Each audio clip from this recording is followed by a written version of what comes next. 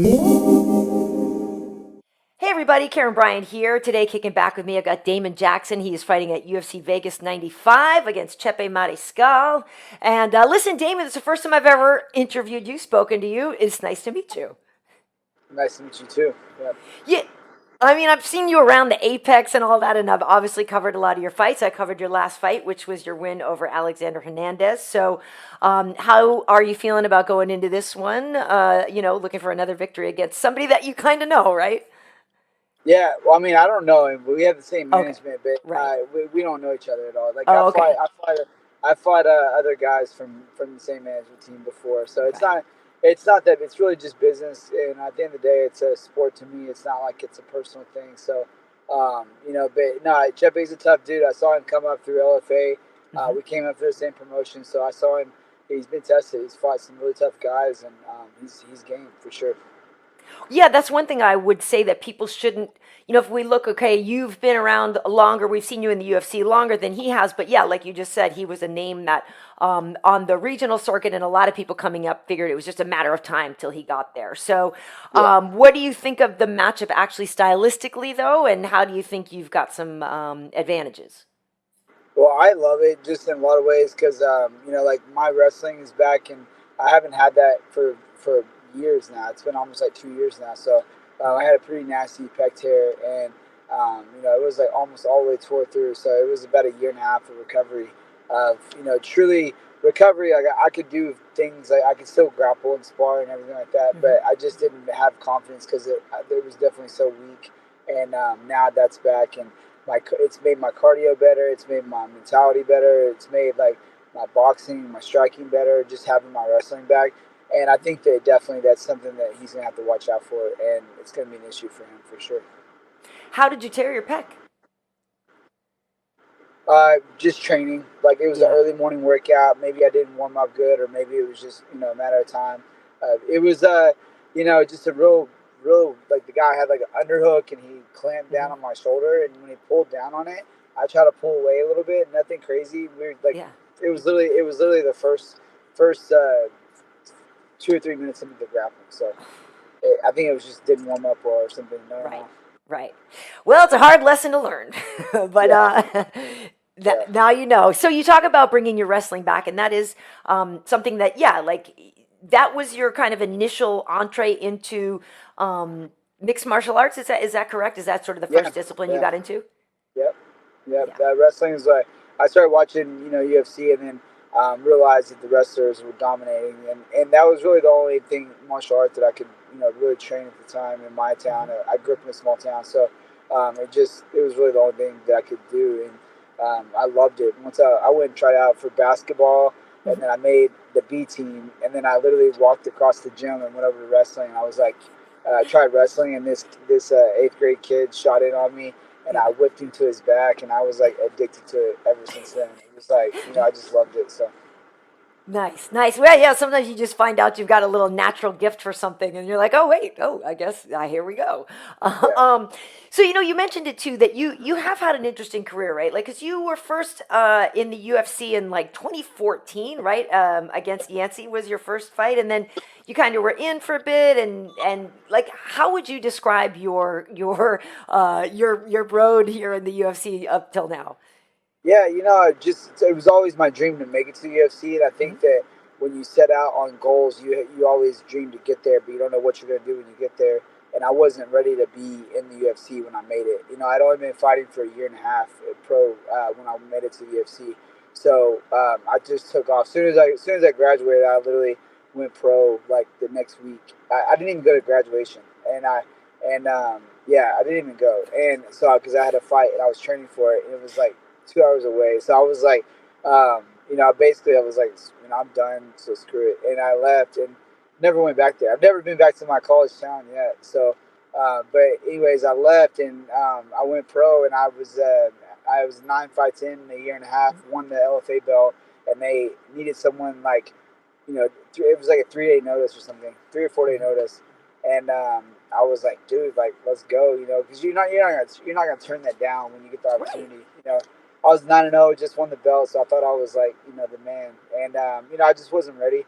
And Hmm. so when I got released, I really wasn't even that discouraged because it took so long. Like it was like I fought and then I had like a 9 month gap, and then I fought again and I had another 6 or 7 month gap, and then they released me, and I got to go back to like fighting, every month. I was fighting Hmm. like back to back to back, and I got some good experience in that time, and I went on like another 7 or 8 fight win streak, and then came back. So just because of COVID, really, but Yeah. it's been a journey for sure. It really is interesting because just a little while ago, earlier today, I was talking to Yusuf Zalal, who was also in the UFC, was out of the UFC and is back in the Yeah, UFC. And there's a lot of similar things to what you guys were saying of like you're there and you get there and you want to be there, but maybe you weren't really ready for it. And yeah, there's a lot of lessons that you can process the second time around. So yeah, like where do you think having gone through all that gives you the advantages? Like, is it maybe just even kind of a mental edge of knowing you really earned your way back and you really belong? Like, what has it done for you in terms of making you? yeah. Yeah, yeah. Is that it? Yeah, I mean, definitely 100% mental. Yeah. In the experience level of like making it to the top, realizing that you got to change these things up, and then getting a Hmm. second chance is like it's really unheard of. There's not a lot of people that get those shots at like whatever your goal is. You make it to your goal, and then you get your goal like gets taken away from you, and then like you got to make it back. It's really hard to do, but going through that and then making it back has really shaped me for who I am to this day. And it's just like it's been a really cool trip. It sucked. It was really bad for a while. Like for years, I was like, "Oh, I'm not good enough. They're never gonna take me," and like felt bad for myself. Felt a little sorry for myself, and it was definitely discouraging for sure. But like looking back, it's like it taught me a lot for sure. And like with business and just like financially and thinking about the future and things like that. It's taught me a lot, and so I don't rely on fighting as much as I used to. I don't rely on like just constantly needing that, and so it's Hmm. it's nice to have that.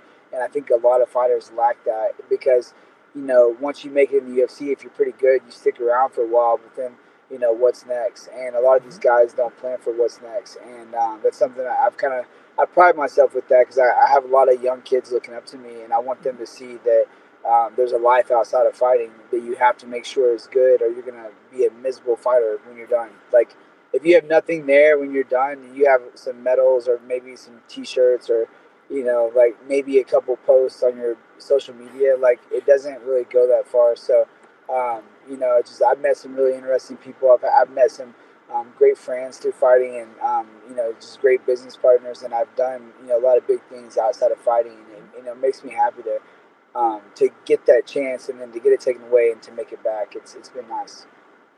Well, that's great that you were able to process all that, and that shows real maturity, which is a great thing. You said you have kids looking up to you, not and you may mean in a gym, you may mean other words, but you actually have four daughters yourself, right? I mean, Yeah, Damon, the fighter. They call it a curse. I have a daughter. I only have one daughter, but like they joke about how male fighters always end up with daughters, and that's amazing that you have four of them. yeah. Are any of them? What I think I looked on your socials. Like some of them are into wrestling or judo. Is that Yeah, right? they all do wrestling. Yeah, they all wrestle. Every one of them. And Nice. it cracks me up because my oldest daughter. I didn't let my oldest daughter wrestle at all because when I first had her and Yeah. we were in college, it was like girls like in high school. It was like girls and guys would mix and wrestle each other. And Yeah. I've wrestled maybe one or two girls, and I was like, I'm not losing this girl. So I was a little rough on them, and I was like, I'm not losing. I'm not doing this because Right. the girl was good, but I had to like make sure I pinned her, like whatever. Of So course. whenever she was like, "Dad, I want to wrestle. I want to wrestle." I'm like, "You're not wrestling. Like it's not happening." And then finally we moved, moved to Texas like 13 Yeah. years ago. It's been a while, and we moved to this town called Rockwall, and Hmm. it's all over. North Texas wrestling for girls is like insane, but Yeah. girls wrestling has really went through the roof. Period. But Cool. here in Rockwall, it's been great because they have a full girls middle school and high school program where they have Oh wow. all girls wrestling practice. They have tournaments. They have everything is all girls. And so, whenever I found that out, I was like, well, if you're going to wrestle, I'm going to coach. So I've been coaching in middle school for the last 4 or 5 years.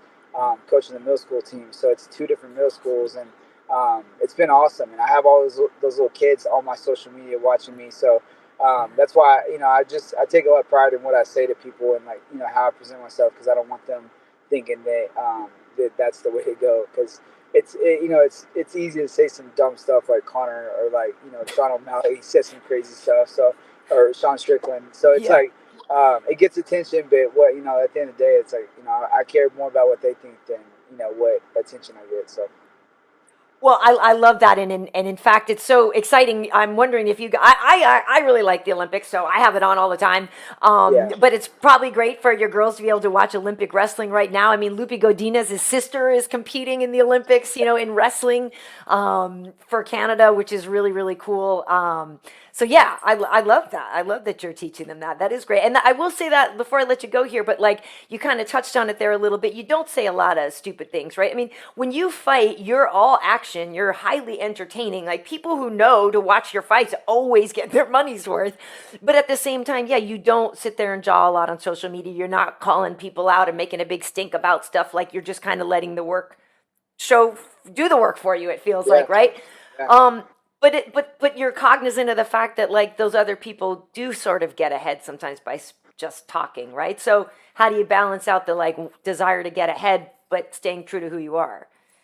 I don't know. It's pretty easy to me. Like I like if someone start talking smack to me, I would just smile and I'd be like, all right, give me a contract. Like I don't care. Like if you Okay. want to fight me, you call me out. I'll be the easiest person you'd ever call out, because I'm not gonna say no. I'm not gonna say like I'll fight whoever. Yeah. Chepe's not ranked. I wanted a ranked fight. I didn't get Uh-huh. it, and I didn't like I wasn't gonna sit around and wait. And then when the opportunity came up, I was like, this kid's game. He's been he's Hmm. fought tough fights. This is a big win because he's got a lot of hype, 3-5 win streak. So, Yep. like I'm game to fight, and so I think most people that are really game to fight anyone any day don't say a lot. Have you ever heard Dan Ige talk smack to anyone? Like, like no, like this guy steps up on 4 hours notice and Yeah. takes that fight. So it's just like I think it's it's all for show for sure, but like I'm not into that, and I don't want to I don't want to carry that for the rest of my life and keep up with that, because it'd be exhausting. So I think just being natural and being chill, whatever, that's just my style. So I'll stick with that. Yeah, it does seem to be working. I will say though, like I would probably be a terrible smack talker. Like I would, but at the same time, I wouldn't. It would be above the board and stuff like that. But I know what you mean. Like if I ended up having to eat my words at the end, I would, and then you feel kind of weird about it. So sometimes, I yeah, it's mean, better to, it's just like yeah, if you have something personal against someone, like if you both had like shared the same coach, and then there was a right, falling out, maybe. But like what I'm gonna say to these guys, like I don't know their family, I don't know their I definitely am not gonna touch anything on religion. I'm not gonna touch yep, anything personal. It's just like if you don't have a connection with someone, it's kind of hard to like hate someone, because we all do the yeah. same thing, and we're all like just trying to make it. So it's like why would you talk down on someone? It's your equal. Very much. I agree with that. That said, though, if and when you get past Chepe, who would you like in the rankings? Anybody ranked, or is there a specific matchup you feel favors you? So what I told Jason when he got me the matchup, I said, Yeah. hey, like I'm gonna smash Chepe, and then I'm gonna go out there, and I'm gonna be ready for when Brian Ortega pulls out, because I guarantee you he pulls out of that fight. I guarantee you, he does not want that fight. He does not want that fight, and he's like he doesn't want that fight. So I'll be ready to go, and the spear would be pretty dope. So that's what I'm gaming. I'm gaming on taking no damage, get out there quick, finish Chepe, and then be ready to go for that spear card. All right. Well, we'll see what happens. I'm a big Ortega fan, and I hope to see that fight. But you fighters have your own Nah. perspective on things. That's fair. That's fair. Well, listen. I'm glad you took the time today to kick back with me, and I know you said you're taking your daughters to a wrestling tournament. Is that what you said you're going right now? No. I have so some of my Oh, you've got signature some fight. fighters. Yeah, I got some fighters tonight, so we're going to the Fury fight. So we'll be at there. So Okay. All right. And these are guys that you're coaching. yeah, yeah. Nice. Nice, nice. All right, very nice, very nice. Like you said, you've already got your other stuff going on. You're not just a fighter. It's nice to see that you're planning for your future and for your kids' future. Oh, and by the way, I should say, happy early birthday, right? Because your birthday is a couple days before the fight. Yeah, it is. It's on the 8th, and then my 12-year-old's turning 13. On the 11th. So Nice. I got a 5:30 a.m. flight. I couldn't get one I was trying to get one for Saturday night, and I couldn't get one. Yeah. So I'm flying out Sunday morning at 5:30. So Okay. but yeah, she's turning 13 on Sunday. So Nice. Nice. Well, yeah, my daughter's got a birthday next week as well. So, yeah, a great. bunch of Leos in the house, I guess. Yeah, heck Well, yeah. cool. Well, good luck on everything with your fighters tonight and stuff. And obviously, we will see you in action against Chepe. You're in the featured bout, so that is the fight right before the co-main event. That is at UFC Vegas 95 on August 10th down to Apex. Basically, that's like your home away from. I feel like you've thrown down at the Apex kind of almost all of them. Is that right? Yeah, just one the Nashville one. That was it. So Right. Right. I love it. I don't mind it. I definitely miss the fans, man. I love that energy. Yeah. Like even if people are talking smack, it's still like energy. You know, it's just I love the people there. I'm not a Yeah. people person, but I love the fans. So All right. Cool. All right. Well, with that said, we'll just let your fists do the talking and all of that. But really good to get to know you and looking forward to watching you throw down. You are always really entertaining. So, yeah, thanks for kicking back, and I'll see you soon. all right, we'll see.